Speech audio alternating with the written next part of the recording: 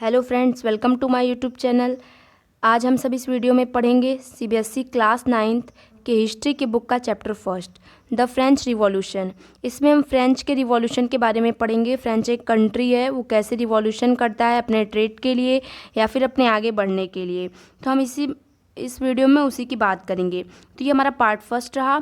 और इससे पहले मैं आपसे बोल दे रही हूँ कि फ्रेंड्स, जो भी मेरा चैनल नहीं सब्सक्राइब किया वो चैनल को सब्सक्राइब कर दीजिए।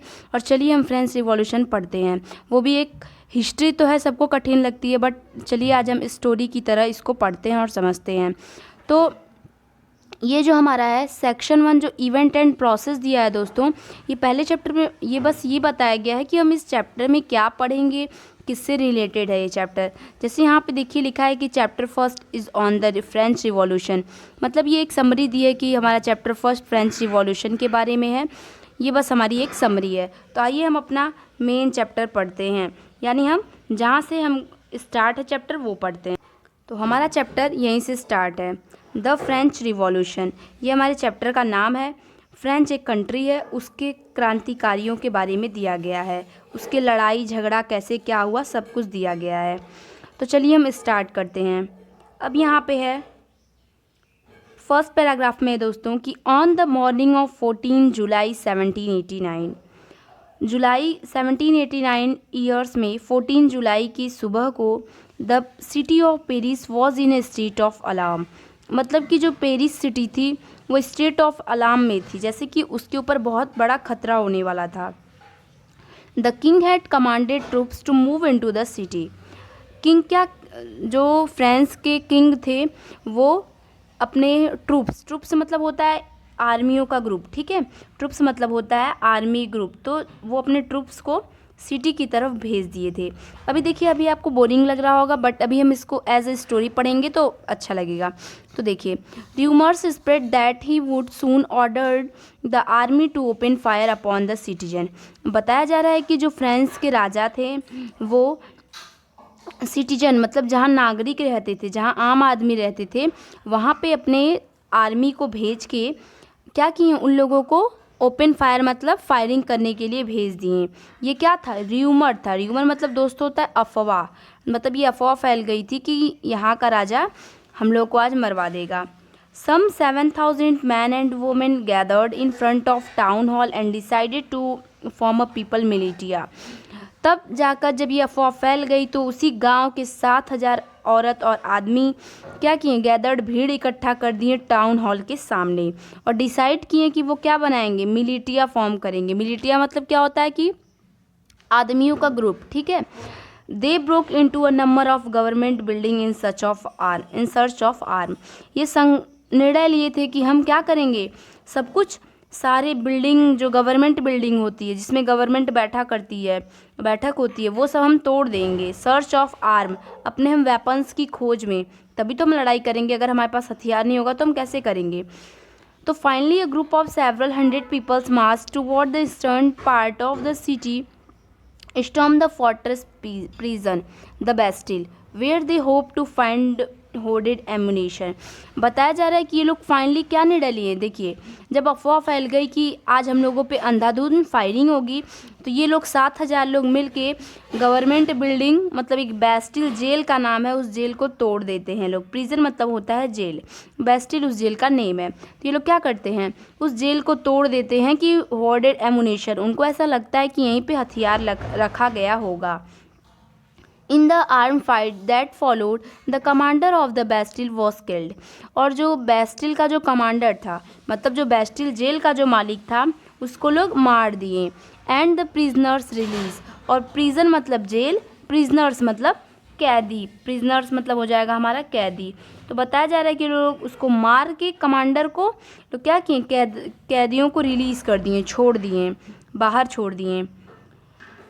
तो there were only 7 of them, उसमें कितने, उस जेल में कितने लोग बंद थे, 7 लोग बंद थे। और मालिक के मरने के बाद 7 लोग बाहर निकल गए। Yet the Bastille was hated by all, Bastille jail से सब नफरत करते थे, क्योंकि it stood for the despotic power for the king, क्योंकि ये क्या करता था, राजा की ऑर्डर से चलता था। द फोर्ट्रेस वॉज डिमोलिस्ड, डिमोलिश्ड मतलब होता है दोस्तों ध्वस्त करना। तो उस पूरी फोर्ट्रेस को, मतलब उस जेल को पूरी तरह से ध्वस्त, पूरा गिरा दिया गया। स्टोन फ्रैगमेंट, और जो पत्थर का जो टुकड़ा था, जो घर में पत्थर लग के बने होते हैं, ईंटा पत्थर, उसका जो टुकड़ा था, were sold in the market, उसको लोग मार्केट में बेच दिए। जैसे कि जेल तोड़ के जो भी उसका कूड़ा उड़ा निकला था उसको लोग बेच दिए। To all those who wish to keep a souvenirs for its destruction, इसलिए लोग स्टोन फ्रैगमेंट को बाहर भेज दिए, पत्थरों को बाहर भेज दिए कि सोवेनिर्स ऑफ इस डिस्ट्रक्शन, इस लड़ाई को जो याद रखना चाहता है वो ये पत्थर खरीद के रख सकता है कि एक बार हमारा बेस्टिल जेल तोड़ा गया था।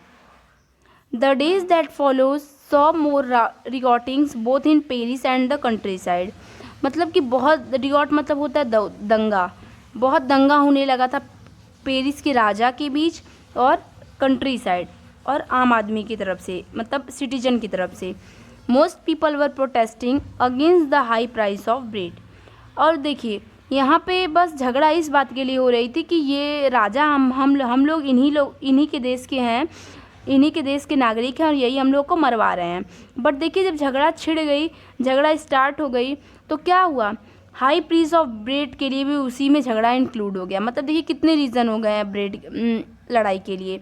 एक बार झगड़ा हो रहा था अभी कि हमको लोग मरवा रहे हैं यहाँ के राजा, तब झगड़ा लोग किए, और एक बार अब देखिए हाई प्राइस ऑफ ब्रेड, अब लोग हाई प्राइस ऑफ ब्रेड को भी उसमें इंक्लूड करके लड़ाई करने लगे।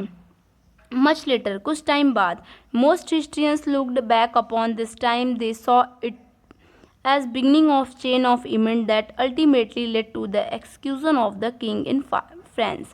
Though most people at the time did not anticipate this outcome, how and why this happened. अब हम पढ़ेंगे कि कैसे, क्या हुआ, क्या नहीं, लड़ाई के बारे में हम पढ़ेंगे।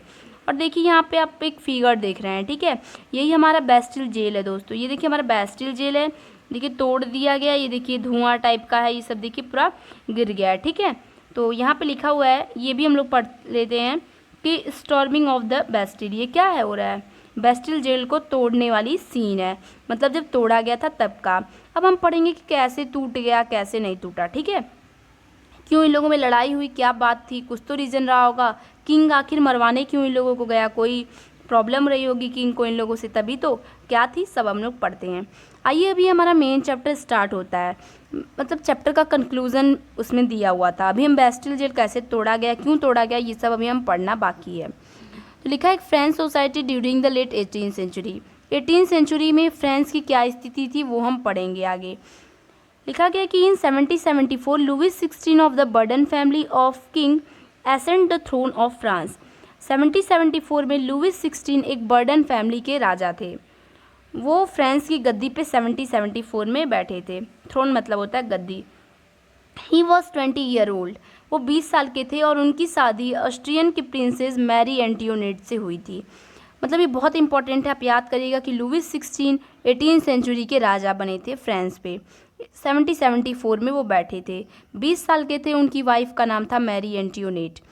Upon this accession the new king found at empty treasure, और जब ये राजा बने थे तो इनको किस चीज़ का मालिक बनाया गया था, इम्पटी ट्रेजर, मतलब कोई भी उस टाइम जब ये राजा बने थे तब कोई भी हथियार, कोई भी खजाना नहीं बचा था फ्रांस के लिए।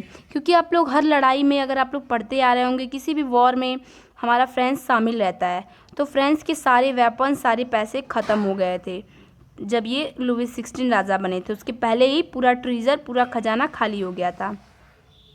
Long year of war had drained the financial resource of war France, बताया जा रहा है कि फाइनेंशियल रिसोर्स थे, जितने फाइनेंशियल रिसोर्स सब खत्म हो गए थे फ्रांस के।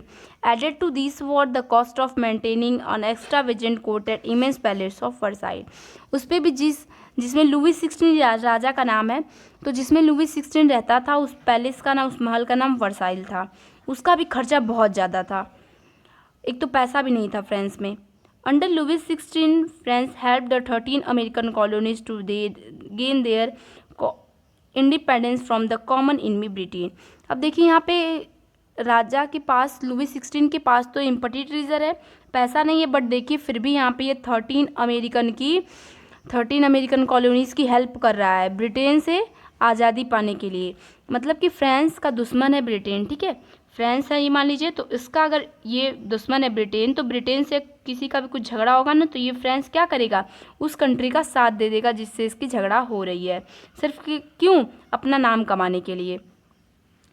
The war added more than $1 billion livres to डेप्ट that already risen to more than 2 billion livre. बताया जा रहा है कि इसमें 2 बिलियन लीवर ख़त्म हो गया। लीवर मतलब ये जैसे कि हम लोग की यहाँ पे हम लोग रुपया बोलते हैं, तो वहाँ का लीवर था, ठीक है। Lender who gave the state credit now began to charge 10% interest on loan. अब देखिए पहले सस्ताई थी फ्रांस में, अब देखिए यहाँ पे लोग 10% लोन ले रहे हैं, लोन पे इंटरेस्ट लेना शुरू कर दिए हैं। So the French government was oblige to spend an increasing percentage of it budget on state payment to a loan. जो मतलब जैसे कि फ्रांस की जो गवर्नमेंट थी वो बजट लेना बढ़ा दी, जैसे कि अब कोई सामान पे अगर 10 रुपये लग रहा है तो वो सामान 15 की हो जाएगी, to meet its regular expenses such as the cost of maintaining an army, the court, running government offices and other university, the state was forced to increase taxes। अब इनको टैक्स जैसे कि सामान की दाम बढ़ाने की मजबूरी हो गई, किसकी, राजा की, क्योंकि उनको क्या करना था, अपने महल का भी खर्चा देखना था, आर्मी, कोर्ट, गवर्नमेंट, हर चीज़ को, ऑफिस को, यूनिवर्सिटी को रन कराना गवर्नमेंट का ही तो काम है, तो पैसा कहाँ से आएगा अगर नहीं रहेगा तो। Yet even this measure would not suffice, but क्या हुआ, इतना टैक्स बढ़ाने के बाद भी ये पैसा उतना काफ़ी नहीं हो पाया जिससे ये सब चीज़ें रन कर सकें, ठीक है। तो French society in 18th century was divided into 3 state, only member of the 3rd state paid tax. अब देखिए कि यहाँ पे 3 स्टेट बना दिया गया, स्टेट मतलब राज्य नहीं, ये राज्य नहीं, स्टेट मतलब 3 पार्ट कर दिया गया, जैसे कि अमीर आदमी, गरीब आदमी, एकदम गरीब आदमियों के 3 बंटवारे कर दिए गए हैं। उसमें जो 3rd स्टेट वाले थे, मतलब जो एकदम गरीब थे, उन्हीं वही बस टैक्स भरते थे और अमीर आदमी सब बैठ के खाते थे गरीब वालों का लेके, ठीक है। तो अब ये कैसे डिवाइडेशन हुआ, चलिए हम देख लेते हैं। और मैं आपसे इससे पहले बता दे रही हूँ कि अगर आपको ये समझ में आ रहा होगा चैप्टर, वीडियो अच्छी लग रही हो तो वीडियो को लाइक कर दीजिए और शेयर करना मत भूलिएगा। देखिए यहाँ पे लिखा है 3 डिवाइड हुआ, जैसे दोस्तों देखिए, जैसे नहीं होता है कि ये अमीर है या गरीब हैं तो इनके पास अच्छा घर है, इनके पास ख़राब घर है, ऐसे ही यहाँ पे देखिए 1st स्टेट है, ये 2nd स्टेट है और ये 3rd स्टेट मैं आपको एक्सप्लेन करने जा रही हूँ। तो मतलब 1st स्टेट में क्लर्गी आते थे, ठीक है, जैसे हम लोग अमीर गरीब कह रहे हैं, वहाँ पे वो लोग नाम क्या दिए थे, पहले स्टेट में हमारा आ जाएगा क्लर्गी, दूसरे स्टेट को वालों को बना दिया गया नोबिलिटी, 3rd स्टेट में देखिए 3rd स्टेट में एकदम गरीब गरीब लोग आएंगे। देखिए 3rd स्टेट में भी 3 बंटवारे किए गए हैं। पहला है कि बड़े बड़े लोग आएंगे, इसमें बड़े व्यापारी, मर्चेंट, ऑफिशियल, वकील सब 3rd स्टेट के पहले ग्रुप में आ जाएंगे। 3rd स्टेट के दूसरे ग्रुप में क्या आएंगे, बड़े बड़े किसान और वो आर्टिशियंस, कला करने वाले आ जाएंगे। अब देखिए 3rd का जो 3rd पॉइंट है उसमें देखिए स्मॉल पीजेंट, छोटे किसान, लैंडलेस लेबर, सर्वेंट, नौकर आ जाएंगे और जिनके पास ज़मीन नहीं होती वो। अब देखिए तीनों, ठीक है, ये तीनों में अब आप देख रहे हैं कि जो तीनों बनाया गया है ये सब 3rd स्टेट है, इसमें 1st 2nd पॉइंट नहीं है। बस आप इतना देखिए कि 3rd स्टेट में गरीब और अमीर दोनों आ रहे हैं, लेकिन अधिक से अधिक क्या है, गरीबी है। तो यहाँ पे जो लिखा है अब आपको समझ में आ गया होगा, ये चार्ट बहुत इंपॉर्टेंट है कि 1st स्टेट में क्लर्गी आएगा, 2nd में नोबिलिटी, 3rd में सारे पर्सन 3rd स्टेट में आते हैं। अब क्लर्गी और नोबिलिटी क्या है, अब ये भी हम लोग पढ़ेंगे, अभी मत घबराइए, अभी हम लोग ये भी देख लेंगे कि क्लर्गी और नोबिलिटी क्या है। यहाँ पे लिखा है कि 3rd स्टेट पे टैक्स, बस तीसरे स्टेट के लोग टैक्स पे करते थे, मतलब बहुत गरीब लोग बस पैसा टैक्स देते थे और 1st और 2nd स्टेट वाले पहले से अमीर थे बट फिर भी वो लोग टैक्स नहीं देते थे। यहाँ पे लिखा है the society of state was part of the feudal system that dated back to the middle ages. बताया गया कि ये फ्यूडल सिस्टम का मारा हुआ था, जैसे कहने का मतलब कि यहाँ पे फ्यूडल सिस्टम चलता था, जैसे कि अमीर लोग गरीब लोगों से पैसा ले लेंगे और अपना आराम से करेंगे, जमींदारी सिस्टम चलता था, ठीक है। The term old regime is usually used to describe the society and institution of France before 1789। अगर आप 1789 के पहले की अगर हम बात करें तो ओल्ड रिगमी हमारा प्रूव है, ठीक है। ओल्ड रिगमी, जैसे कि ओल्ड रिगमी में कहने का मतलब कि फ्रेंच सोसाइटी में इस चैप्टर में तो हम 1789 के बाद की बात पढ़ रहे हैं, जब लुई 16 राजा बने थे तब की। अब आप 1789 के पहले की बात जानना चाहते हैं तो ओल्ड रिंग में मिल जाएगा, ठीक है। अब हमारा आता है कि figure 2 point show the how the system of state in French society was organised. हम लोग देख चुके हैं कि कैसे फ्रेंच सिस्टम ऑर्गेनाइज हुआ था, 3 स्टेट में कैसे बांटा गया था। Peasant made up about 90% of the population. देखिए यहाँ पे बताया जा रहा है कि जो किसान थे वो अगर मान लीजिए 100% लोग हैं फ्रेंच में, तो 90% लोग क्या थे, गरीब थे, सिर्फ एक किसान थे। इसीलिए only A small number of them own the land they cultivated, और उसमें से भी इतने कम लोग थे जिसके पास खुद की ज़मीन थी। और सब लोग क्या करते थे, 90% वाले किसान के भी पास अपनी ज़मीन नहीं थी, वो राजाओं के खेत में काम किया करते थे।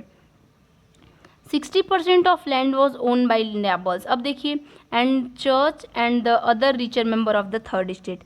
अब देखिए थर्ड स्टेट में भी कई लोग हैं, अमीर भी थे ना, ऊपर बिग बिजनेसमैन थे, तो कुछ तो थर्ड स्टेट के बड़े बड़े लोग ले लेते हैं ज़मीन, और नोबेल और चर्च के पास सारी ज़मीनें थीं।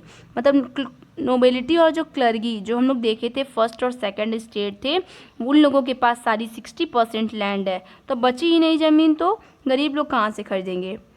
The members of the first two state, that is the clergy and the nobility, enjoy certain privilege by the birth. अब देखिए ये जो क्लर्गी और नोबेलिटी है ना फ्रेंड्स, देखिए यहाँ पे जो क्लर्गी और नोबेलिटी बात की गई है वो हमें समझ में नहीं आ रहा है ये वर्ड क्या है, बट देखिए इनका मतलब ये लोग बड़े बड़े घर में पैदा हुए हैं, ठीक है। जैसे कि इनके बाबा, पहले के लोग भी इनके अमीर रहे होंगे, तो ये लोग क्लर्गी और नोबेलिटी ख़ानदान में जब पैदा हुए हैं, तो इन लोगों की ख़ानदान का ही नाम है क्लर्गी और नोबेलिटी, ठीक है, उससे डिनोट किया जाता है। तो ये लोग क्या कर रहे हैं, बड़े घर में जन्म लेने के नाते ये लोग इंजॉय कर रहे हैं। The most important of their was exemption from paying tax to the state. और इन लोगों को टैक्स भी नहीं यहाँ तक भरना पड़ रहा है। देखिए राजा को ये करना चाहिए ना कि अमीर लोग टैक्स भरें, गरीब लोग ना भरें, बट यहाँ पे उल्टा हो रहा है। The nobles further enjoy feudal privilege.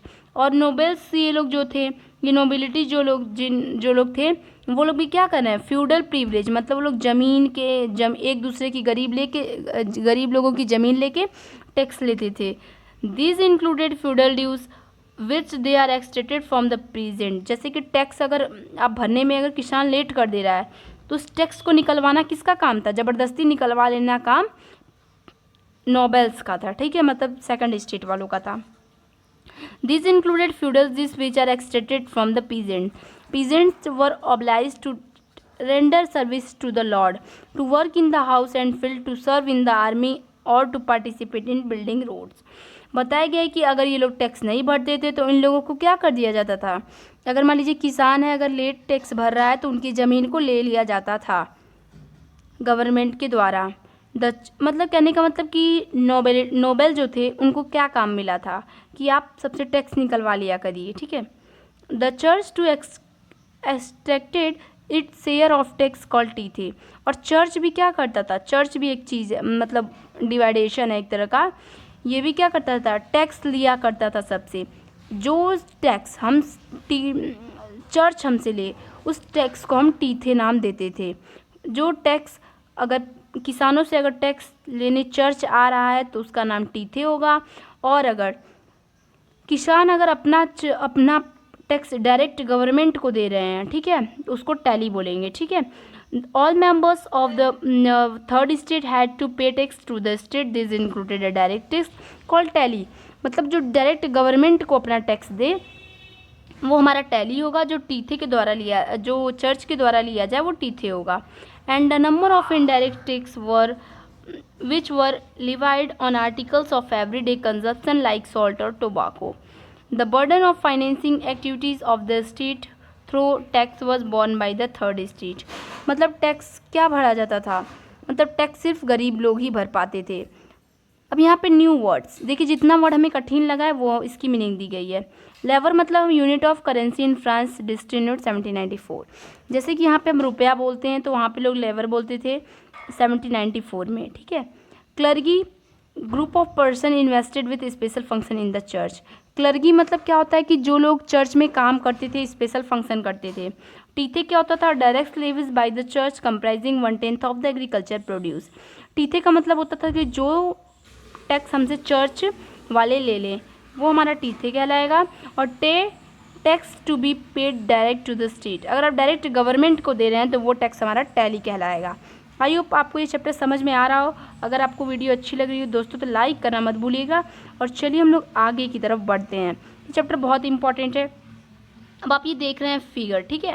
इस फिगर में क्या देख रहे हैं कि ये कुछ है, ठीक है। ये आदमी हाथ में कुछ लिया है और ये गद्दी पे बैठा हुआ है, इसको दे रहा है। अब हम इससे अंदाज़ा लगा सकते हैं दोस्तों कि ये हमारा क्या है? किसान है। ये हमारा राजा है, ठीक है। ये हमारा राजा है, देखिए घोड़े पे बैठा हुआ है। और ये हमारा किसान है, ये हाथ में कुछ लाया है और इसको दे रहा है। मतलब कि दोस्तों देखिए यहाँ पे ये जो किसान है वो कुछ ला के इसको दे रहा है, मतलब टैक्स दे रहा है। टैक्स में आप कुछ भी दे सकते थे उस टाइम, तो ये टैक्स दे रहा है इसको। यहाँ पे देखिए रखा गया ना, यहाँ पे देखिए सब लोग टैक्स दिए हैं, बोरी में भर के रखा हुआ है। अब ये भी कुछ दे रहा है, ये ले रहा है। बट पता है ये देखिए कि इसके पास सब कुछ है। देखिए चेयर पे बैठा है, ये गरीब है बट फिर भी ये राजा है, ये किसान है, बट फिर भी ये सब कुछ दे रहा है, इसको मजबूरी में दे रहा है। अब यहाँ पे struggle to survive, struggle to survive मतलब ज़िंदगी जीने के लिए इन लोगों को कितना स्ट्रगल करना पड़ा इस फ्रांस वालों को। The population of France rose from about 23 million in 1750। बताया गया कि जब 1715 का ईयर्स चल रहा था तब 23 मिलियन पॉपुलेशन थी फ्रांस की। लेकिन जब 1789 तक आते आते 28 मिलियन पॉपुलेशन हो गई, मतलब पॉपुलेशन हमारी बढ़ गई। This led to a rapid increase in the demand for food grains. अब देखिए अनाज नहीं बढ़ रहा है, जनता बढ़ रही है, तो production of gram could not keep pace with the demand. अब जितनी डिमांड बढ़ रही है, जनता ज़्यादा हो रही है, तो खाने के लिए भी ज़्यादा चाहिए, बट उतना नहीं हो पा रहा था फ्रांस में। So the price of bread with the staple diet of the majority rose rapidly. अब जो ब्रेड का जो दाम था वो बढ़ने लगा, मतलब जो अनाज के जो दाम थे वो भी बढ़ने लगे, क्योंकि मार्केट में अनाज क्या हो गए थे? कम हो गए थे। तो most worker were employed as labour in workshop who owner fix their wage. अब but this wage did not keep pace with the rise in price, जो कि काम उन लोगों को उतना ही पहले की तरह कराया जा रहा था, बट उन लोगों की जो वेज मतलब होता है सैलरी, उन लोगों की तनख्वाह जो थी कमी दी जा रही थी पहले की तरह। So the gap between the poor and richest wide. अब जो गरीब और अमीर की जो बीच की दूरियां थी, गरीब ज़्यादा गरीब होते चले गए और अमीर ज़्यादा अमीर होते चले गए, क्योंकि गरीब ज़्यादा वर्क करने लगे और उन लोगों को सैलरी उतना ही पहले की तरह मिलती थी। Things became worse whenever drought or hail reduce the harvest. अगर कभी ऐसा हो जाता फ्रांस में कि कभी किसी वजह से कटाई नहीं हो पाती, हार्वेस्टिंग नहीं हो पाती, तो these leads to a sustenance crisis. Sustenance crisis मतलब होता है भूखे मर जाना। तो वहाँ पे कैसी कंडीशन आ जाती है? लोग भूख से मरने लगते। Something that occurred frequently in France during the old regime. ऐसा हुआ था, बट आप ओल्ड रिग्मी में देख सकते हैं कि ऐसा हुआ था कि लोग खाने के लिए भी मरने लगे थे। सस्टेनेंस क्राइसिस मतलब क्या होता है? An extreme situation where the basic mean of livelihood are endangered, जैसे कि खाने के इन लोगों को बहुत ज़्यादा तड़पना पड़े, वहाँ पे सस्टेनेंस क्राइसिस का यूज़ होता है। इसका एंटोनिम होगा one whose name remain unknown, ठीक है, जिसको हम लोग नहीं भी बता सकते हैं कि स्ट्रगल टू सर्वाइव। ये लोग इतना, बहुत लोग फ्रांस के लोग बहुत लोग परिश्रम किए थे अपने उसको अपने स्थिति को बढ़ाने के लिए, क्योंकि उन लोगों की जनता बढ़ रही थी और खाने की सामान नहीं बढ़ रही थी और महंगाई भी बढ़ रही थी और सैलरी नहीं बढ़ रही थी। अब आता है how a sustenance crisis happen, मतलब कि कैसे ये सस्टेनेंस क्राइसिस आने लगा, मतलब क्यों इन लोगों को कैसे इन लोगों को अपनी स्थिति सुधारनी पड़ी, कैसे क्या करना पड़ा, अब ये हम लोग को देखना है। तो इसको हम नेक्स्ट वीडियो में पढ़ेंगे, नेक्स्ट पार्ट में। देन यहीं पे अभी हम इस वीडियो को एंड करते हैं। अगर वीडियो अच्छी लगी हो तो लाइक कर दीजिएगा। Thanks for watching my video.